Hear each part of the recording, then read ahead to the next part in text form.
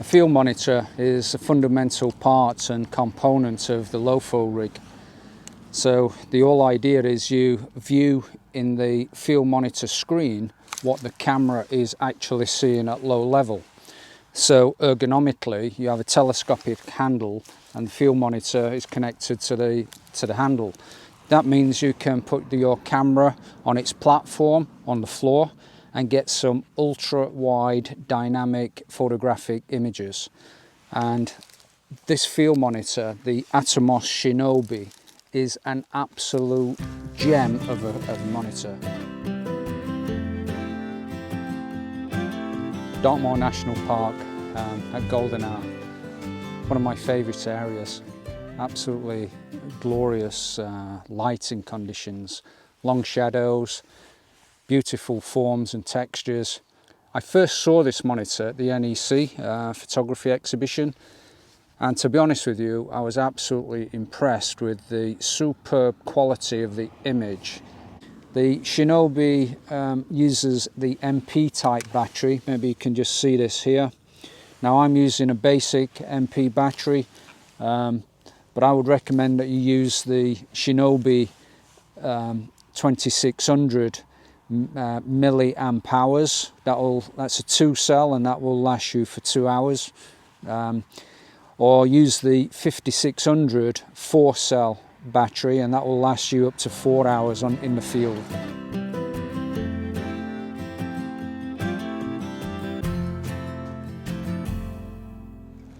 .4K is super sharp image.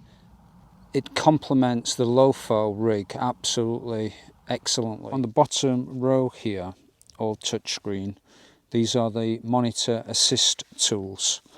So the first one is the Luma waveform, and this is a great way to visualize the dynamic range of the image. And you can see my settings, so don't worry about the settings at the moment. I'm 1/80th f8, -1 exposure, and I'm using ISO 64 for the image. This is not about the image, this is about the controls of the Shinobi. So this is the Luma waveform displayed here, and this is a great way to visualize the dynamic range of the image. And you can set the brightness. Now again, I've got direct sunlight hitting the screen here, and that shows you how the monitor can cope with reflections. The next one is the RGB parade. So this monitors the red, green and blue from the input source. The third one is the RGB overlay. Again, this monitors the red, green and blue from the input source. The next one is the vector scope. This is useful for checking if an image is under or oversaturated. Then we have the vector scope zoom.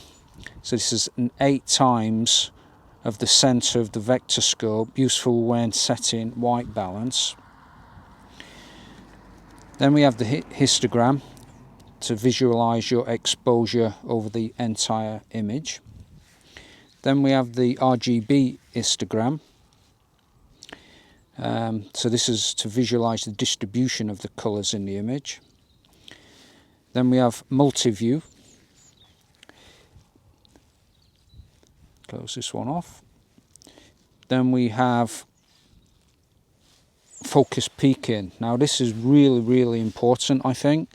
The focus peaking is to ensure your recordings are always in focus. So you can see by turning this tool on and off, you can see what is actually in focus. So if you're using a wide aperture, then that is really more important.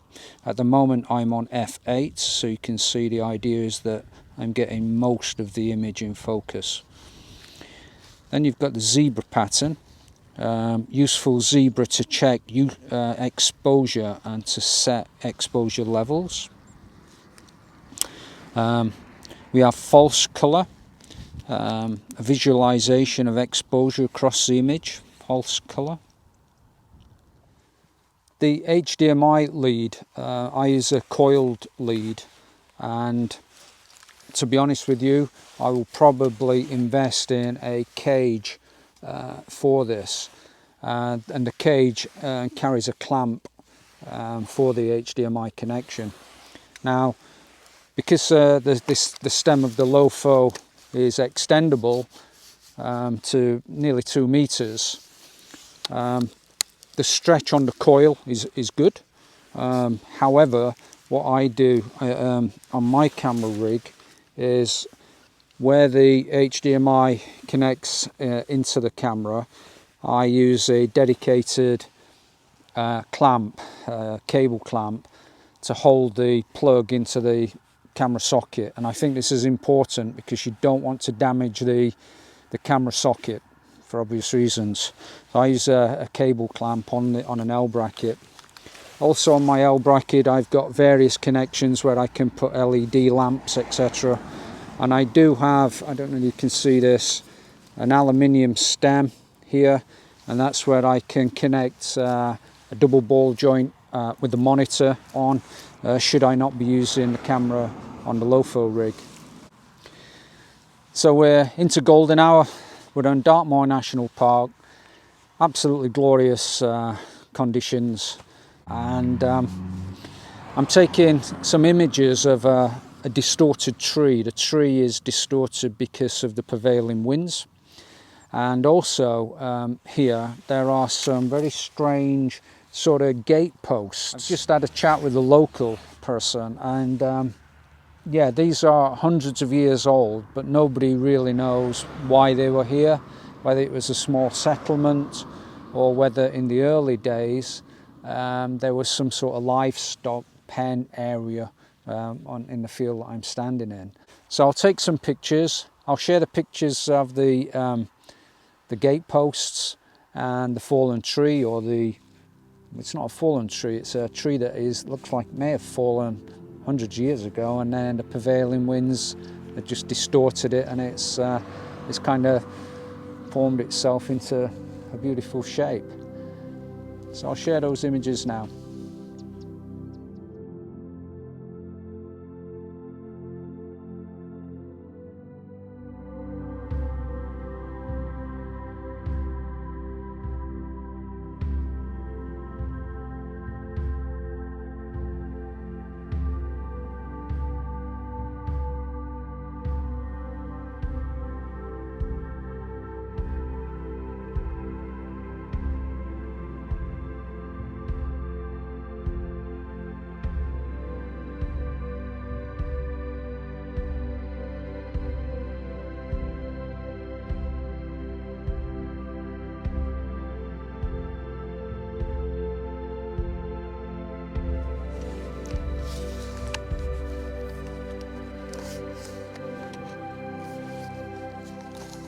My first impressions of the ATOMOS SHINOBI touchscreen field monitor are absolutely outstanding.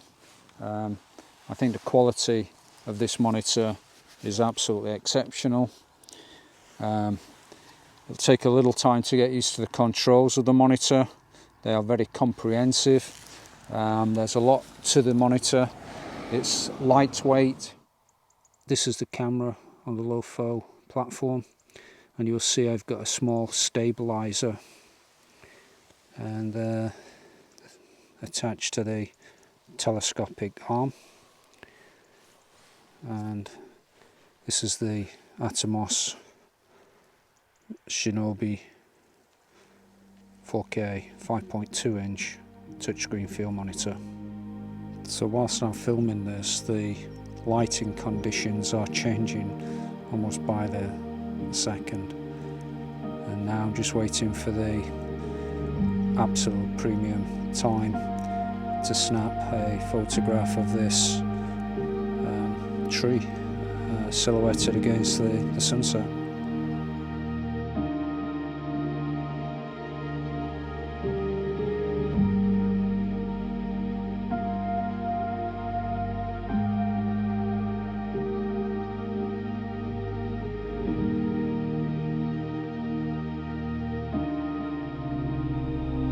Again, this is a LowPho rig, camera platform at low level, using in this instance the ATOMOS SHINOBI 5.2 inch super accurate touchscreen field monitor.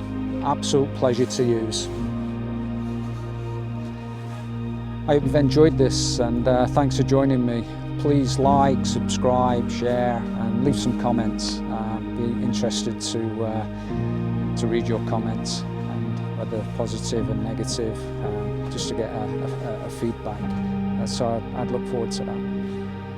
Until next time, look after yourselves, enjoy your low level photography, take care, bye for now.